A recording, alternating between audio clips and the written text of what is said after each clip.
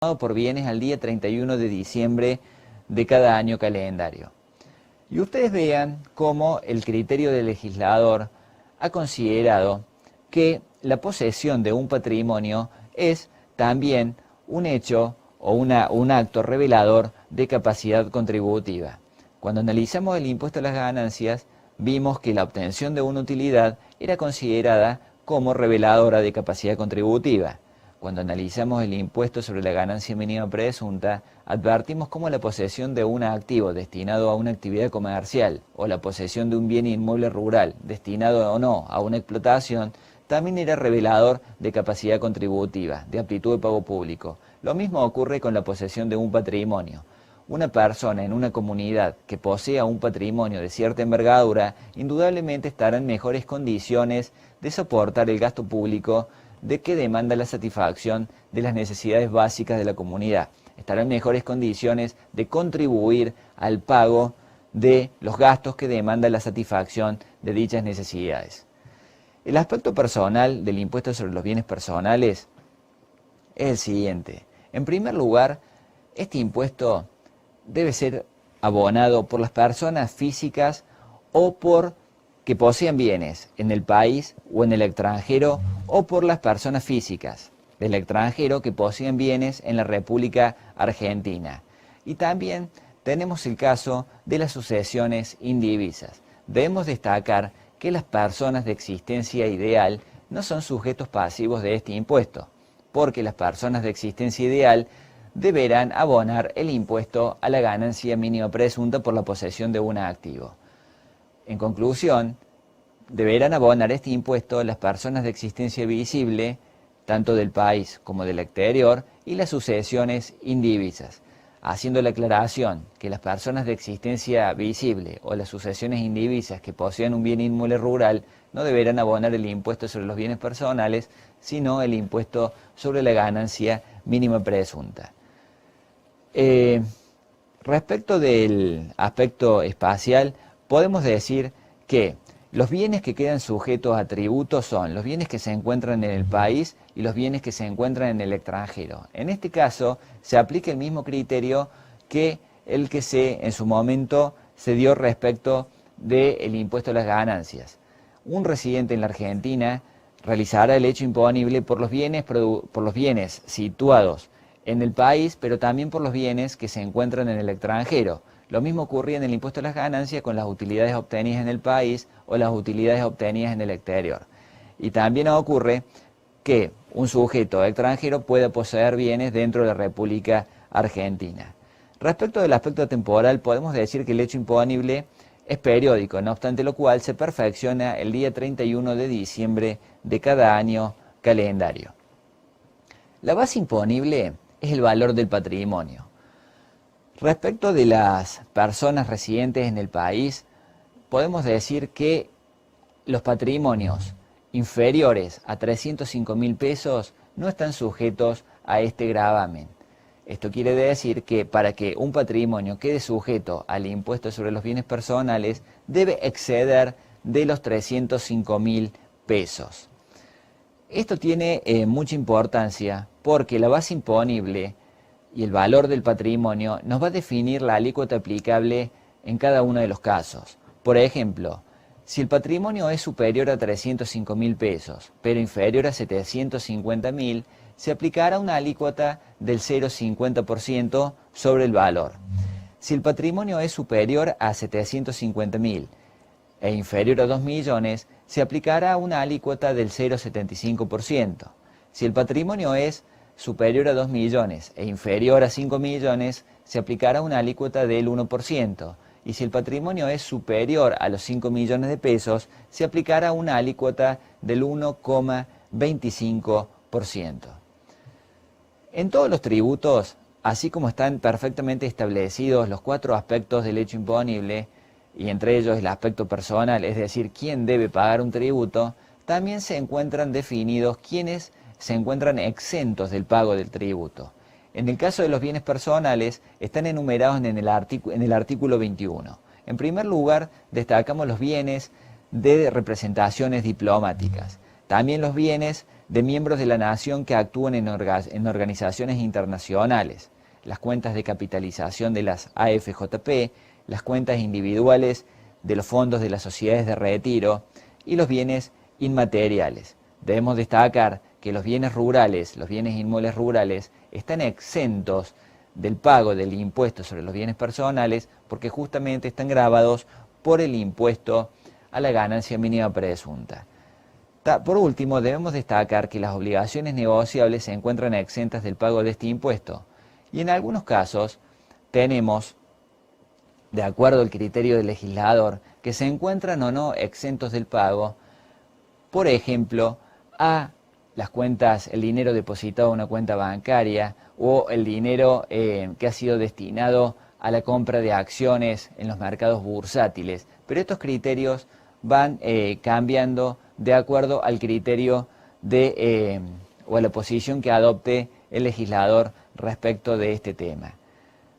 Con esto damos por finalizado el análisis del impuesto sobre los bienes personales y en el próximo bloque analizaremos el impuesto a la transferencia de bienes inmuebles, el impuesto al valor agregado y los impuestos internos.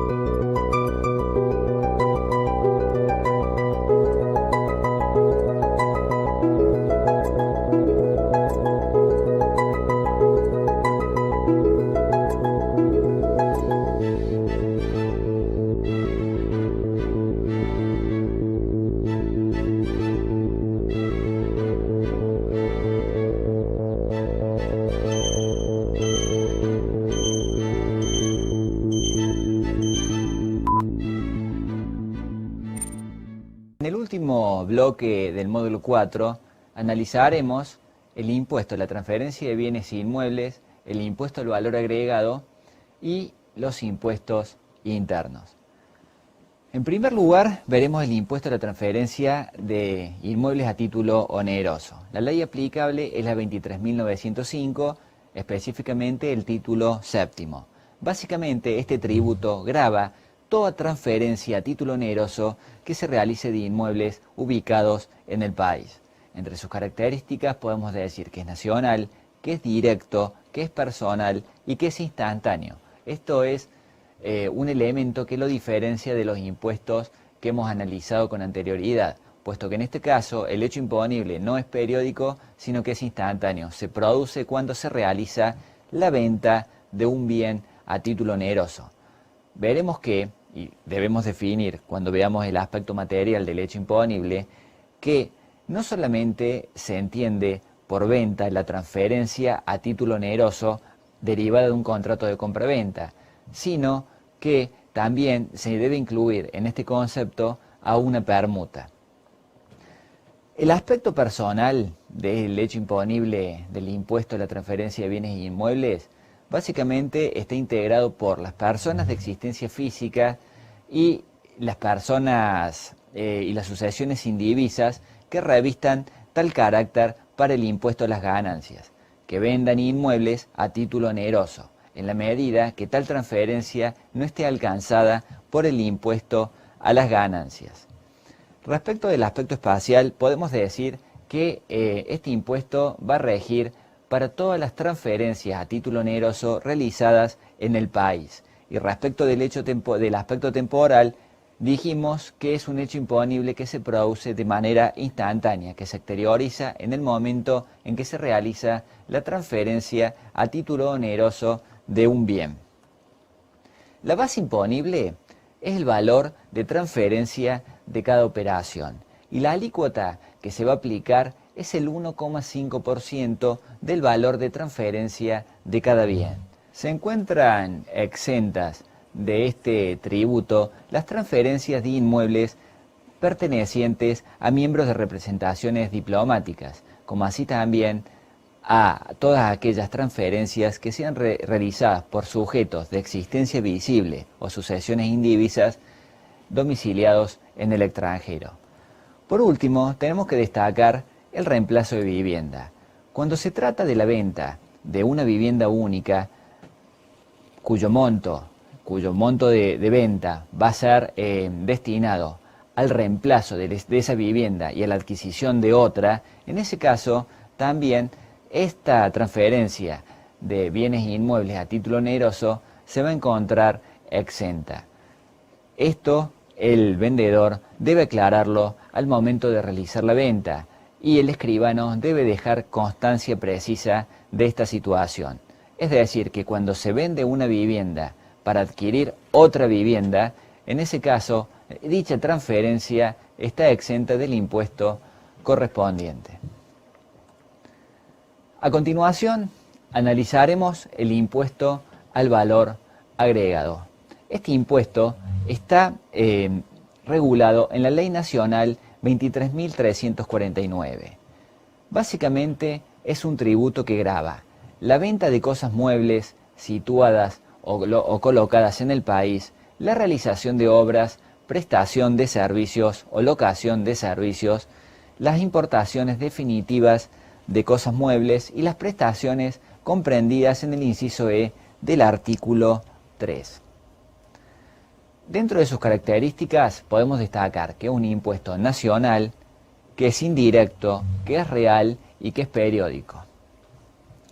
Respecto de sus características, lo podemos diferenciar del impuesto a las ganancias o del impuesto a la ganancia mínima presunta o del impuesto sobre los bienes personales, porque en este caso no estamos en presencia de un impuesto directo, sino que lo estamos en presencia de un impuesto indirecto, es decir, aquel que revela de manera mediata capacidad contributiva y en el cual el sujeto de iure, el contribuyente de iure, puede transferir la carga tributaria al contribuyente de facto. El aspecto material del hecho imponible es la venta de cosas muebles situadas o colocadas en el país, siempre que esas ventas sean realizadas con la habitualidad que la ley menciona. También tenemos las obras, las prestaciones y locaciones de servicios, las importaciones definitivas de cosas muebles y las prestaciones comprendidas en el inciso E del artículo 3. ¿Quiénes van a realizar el hecho imponible? Básicamente son las personas que hagan habitualidad en la venta de cosas muebles, también quienes realicen actos de comercio de manera accidental con cosas muebles, los herederos o legatarios de responsables del gravamen, los comisionistas y otros intermediarios, los importadores, las empresas constructoras, quienes presten o brinden servicios gravados, quienes sean locadores si la locación está grabada, y además la UTE, las ACE, los consorcios, las asociaciones sin existencia legal, que realicen algunas de las situaciones previstas en el primer párrafo del artículo 4. En lo que respecta al ámbito espacial, podemos decir que este impuesto regirá dentro de la República Argentina. El aspecto temporal, básicamente, podemos decir que este impuesto se perfecciona cada vez que se realiza una operación definida por la ley como sujeta a gravamen. No obstante lo cual, el impuesto se determina y se liquida de manera mensual. Para ello, el contribuyente, el responsable inscripto, deberá efectuar la determinación tributaria y la liquidación del gravamen en las formas y en los tiempos que establezca la AFIP de manera mensual. Y esto lo diferencia del impuesto a las ganancias o del impuesto sobre los bienes personales, por ejemplo, en los cuales la liquidación es anual. En este caso, la determinación y liquidación del tributo es mensual. Existen diversas situaciones que se encuentran exentas del pago del impuesto al valor agregado. Básicamente están enumeradas en el título 2 de la presente ley. Entre otras se pueden considerar todo lo relacionado con la edición de libros, diarios y revistas, los servicios prestados por establecimientos educativos, los servicios prestados por obras sociales y los servicios de asistencia sanitaria, médica y paramédica. La base imponible consistirá en el precio neto de venta o en el precio neto de la locación del servicio o en el precio neto de la obra realizada o en el precio neto de la importación. El procedimiento liquidatorio se va a realizar conforme lo que se denomina el método de sustracción. En primer lugar, el responsable inscripto deberá efectuar o detallar su débito fiscal. El débito fiscal surge como resultado de aplicar a los precios de venta o a los precios de locación de servicios o de locación de obra de importación definitiva la alícuota correspondiente al gravamen del impuesto al valor agregado. Ello al responsable inscripto, luego de efectuar la sumatoria, le dará un importe tributario total que él ha facturado a los terceros. Pero por otro lado, él deberá realizar el cálculo del crédito fiscal, que resulta de especificar el importe tributario que cada uno de los sujetos que le ha vendido o que le ha prestado un servicio a él le ha detallado en la factura correspondiente. Por ende, luego se aplicará el método de la sustracción.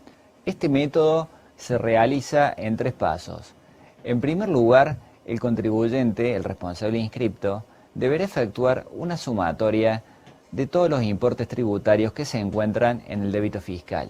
Luego, deberá hacer lo propio respecto de todos los importes tributarios que se encuentran en el crédito fiscal. Y posteriormente, deberá verificar si el débito fiscal es mayor al crédito fiscal. Si así fuere, deberá ingresar la diferencia resultante al fisco en concepto de importe tributario. Puede darse la situación de que el débito fiscal sea inferior al crédito fiscal, ante lo cual el sujeto responsable inscripto no deberá abonar suma alguna de dinero al fisco en concepto de tributo y les quedará un crédito fiscal que podrá ser utilizado en los ejercicios futuros, con un tope o un límite de 5 años. Recordemos entonces que el método de la sustracción lo que nos va a permitir justamente es gravar el valor agregado que cada uno de los responsables inscriptos ha ido incorporando en la cadena de comercialización. Por supuesto que este método de la sustracción no va a poder ser utilizado por el consumidor final.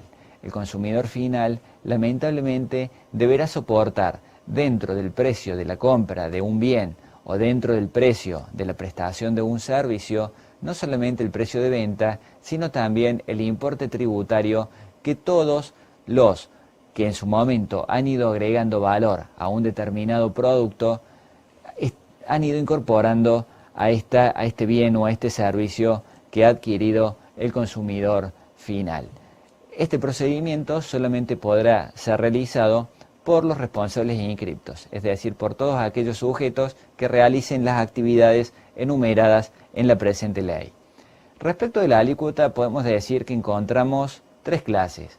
Por un lado tenemos una alícuota ordinaria del 21%, por otro lado tenemos una alícuota reducida del 10,5% y para algunos casos tenemos una alícuota del 27,5%, como es por ejemplo el caso de la prestación de diferentes servicios públicos. Con esto damos por finalizado el análisis del impuesto al valor agregado y comenzaremos a analizar o a estudiar los impuestos internos. Los impuestos internos se encuentran regulados en la Ley 24.674. Básicamente son los tributos que gravan el expendio y fraccionamiento de artículos nacionales o importados que revistan el carácter de suntuarios. Entre los caracteres principales de este tributo podemos decir que es nacional, que es indirecto, que es real y que es periódico.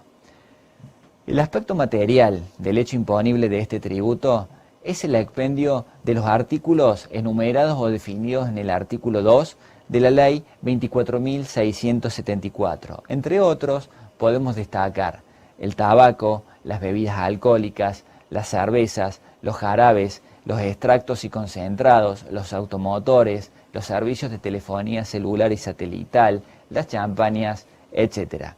Básicamente, el legislador ha considerado que el expendio de determinados productos de naturaleza suntuaria o de naturaleza no necesaria para la satisfacción diaria de las necesidades básicas de un individuo debe estar gravado por esta clase de tributos.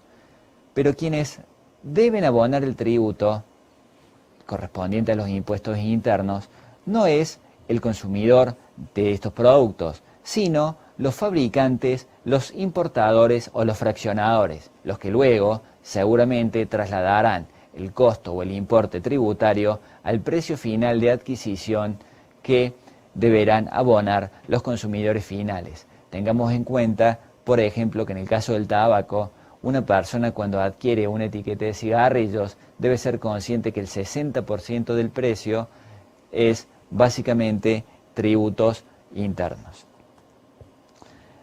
El aspecto espacial es aplicable, los impuestos internos son aplicables en todo el territorio de la República Argentina.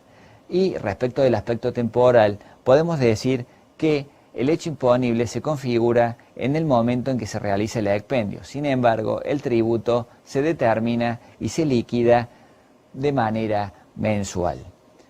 La base imponible básicamente estará constituida por el precio neto de venta que resulte de la factura o documento equivalente, extendido por supuesto por las personas que realizan el fraccionamiento o el expendio de los productos enumerados en la ley. Y las alícuotas son variables. Por ejemplo, en el caso de los tabacos, la alícuota es del 60%, pero tenemos alícuotas que son un poco más reducidas, por ejemplo, para el consumo de cerveza, para el expendio de cerveza, perdón, que se aplica una alícuota del 8%. No obstante lo expresado, no todos los productos están sujetos a este gravamen, puesto que hay algunos que se encuentran exentos, como por ejemplo se da en el caso del expendio de vinos o en el expendio de jarabes que se utilicen como especialidades medicinales o veterinarias, los jugos puros y vegetales, las bebidas alcohólicas a base de leche o suero, las bebidas no gasificadas a base de hierbas. Todos estos productos están exentos del pago de los impuestos internos. En lo que refiere a la determinación y el pago, ya dijimos que se realiza de manera mensual mediante un sistema de declaración jurada que deberán presentar los expendedores o los fraccionadores. Con esto damos por concluido el desarrollo temático del módulo número 4.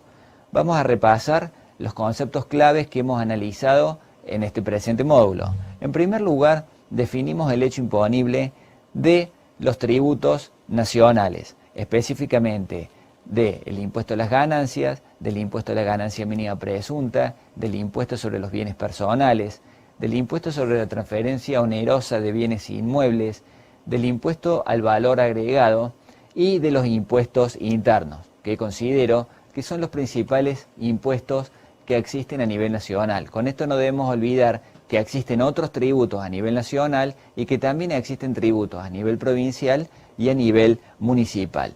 También analizamos quiénes son los sujetos pasivos de cada uno de estos tributos, su base imponible, su alícuota, su procedimiento de determinación y de pago, y por último, su correspondiente régimen de deducción y de exención. Con esto damos por finalizado entonces el módulo número 4.